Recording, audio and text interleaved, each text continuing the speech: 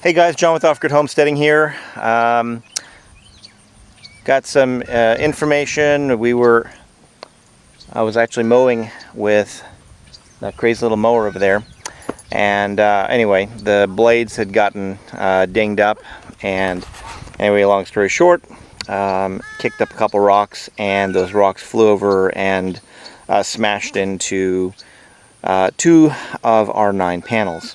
And our overall voltage on the panels has dropped to about 80 volts, which we should be close to 100. So each panel is bringing in probably about 10 volts or so. So let me show you what happened. This is what a good panel looks like. Nice and clean, no problems. This is what a not so good panel looks like. It's pretty much been shattered. So this is like that safety glass stuff, just like in a car. You whack it or whatever, and it just shatters.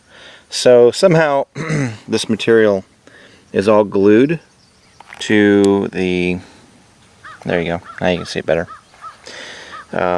This glass is glued to these panels, so what ends up happening is, what I did when it got smashed was I immediately came out here and I took some clear silicone and I squeegeed it into the impact point, and then I came down here at the base and I squeegeed silicone all the way across the base of it, just so that, as water comes down and accumulates, it's not going to go down and start affecting these contacts at the bottom, because these little silver things down here. Let me see if I can get back far enough. These little silver connectors actually have to come to this little bus bar at the bottom, and it's got to make contact on those. And one set is above the panels. The set's below for positive and negative. Anyway, so all I can tell is the system is not running as well as it should be. So, and the way that I have these panels set up, each 3 panels are in series, and then this next 3 right here are wired together, and then those next 3 down there are wired together. Hey babe, what are you doing? Hi. What are you doing, mister? I'm doing a video right now. Did you want to be in it? Or are you going to be famous in our channel? Are you? You are? Okay. Alright, hop down. Okay, so what I'm going to do is, this panel here was impacted also by a rock right there at the edge, and it shattered it basically, across the whole panel. So what I'm going to do is, let's see, 3, 6. So this panel right here and this panel right there are shattered. So I'm going to take this one and basically put them at the, well, hold on, let me start over.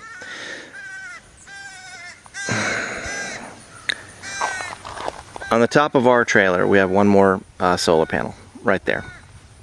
That is running 12 volts directly down to a mini charge controller.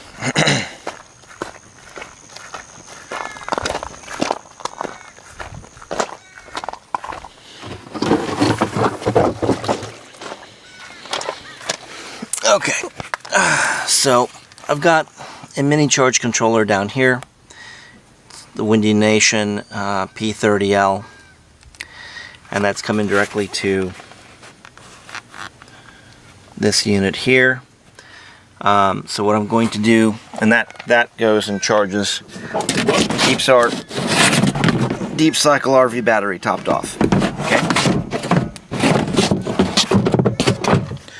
So what I'm going to do is I'm going to take this panel right there, and then I'm going to replace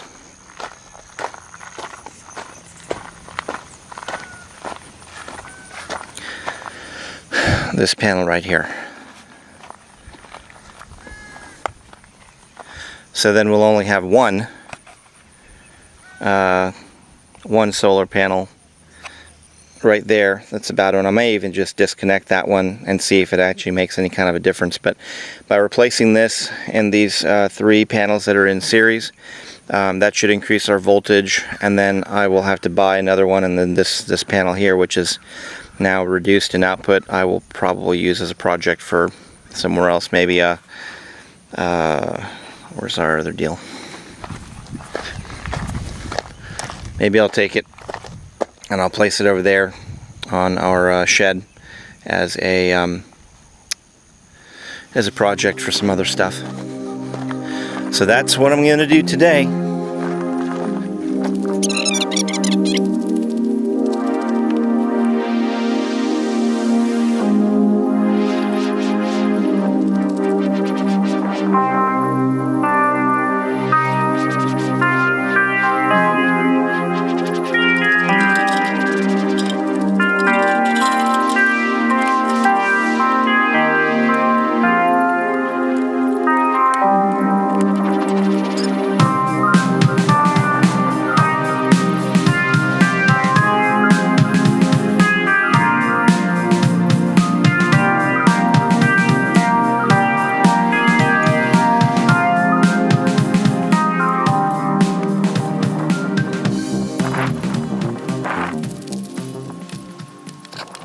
Okay, I was just able to get one of the panels down.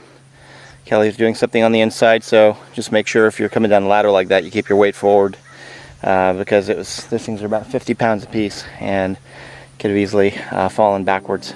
But anyway, I'm going to go ahead and unscrew the screws that are holding this panel down, and then we're going to swap these out.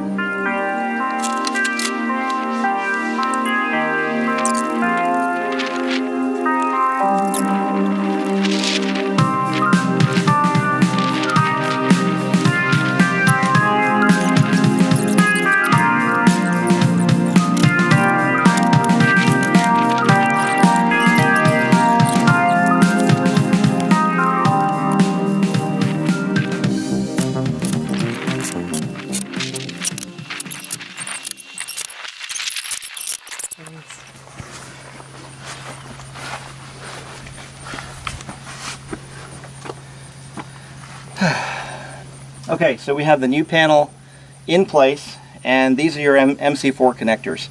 And they're 2 different types of connectors, one's for plus, one's for minus. They're already basically pre-keyed to go directly back into the previous connector. So let me show you how that works. Pretty simple. So with some wire management, we're just going to put this underneath the little wonderful nail that I had here before. Do the same thing right here. Under this nail, put that back in place. Now, as you can see here, these MC4 connectors are keyed, so you take the one that actually fits it, put that in place, the other one that fits it, put that in place. They have little washers and stuff inside which make them waterproof, which is why you want to use these connections, because every time I've not used anything that's a waterproof connection, they will fail. So anyway, so we still have one panel that needs to be replaced. I think what we're going to do is try to budget in, buy a panel a month. The maximum that we can do in our charge controller is 15 panels, because you have to stay under the 150 volts that our Midnight Sun controller, or the charge controller, can accept up to 150 volts. So 15 panels, let's say 9 volts each, we'll keep it around 140-ish volts. But on the cloudy days and things like that, we should get some better output out of our system. So anyway, that's all from this time at Off-Grid Homesteading. See you next time.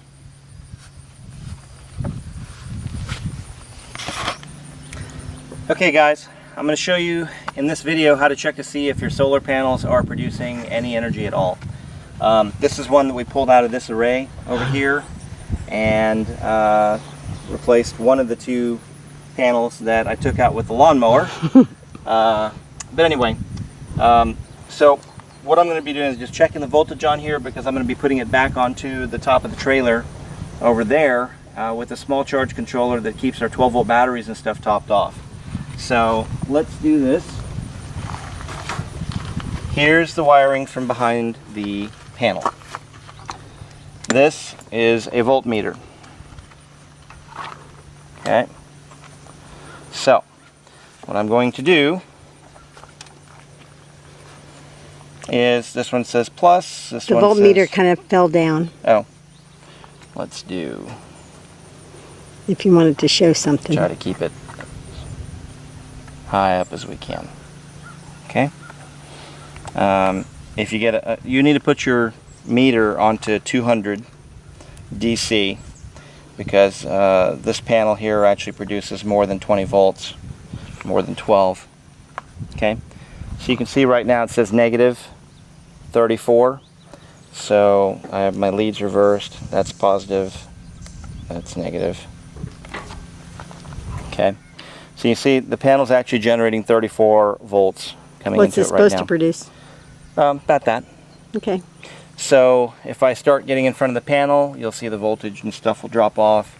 Get away from the panel, the voltage will increase. So we are getting voltage out of the panel. So it hasn't failed yet, but it might not be putting out the amperage that we'd like. But for topping off a 12-volt battery system with a small charge controller, that should be fine. So instead of wasting this panel, getting rid of it, whatever, we're just going to take it, put it on top of the trailer, and hook it back up there to just keep our 12-volt system topped off. Just in case our main system ever goes down, 120-volt system goes down, at least you've got a charged up 120-volt, a 12-volt system that keeps some basic fans and lighting and stuff like that going inside the trailer. And if our fridge was working properly, it could actually run the fridge on 12 volts and propane. That's a whole different story we'll talk about later.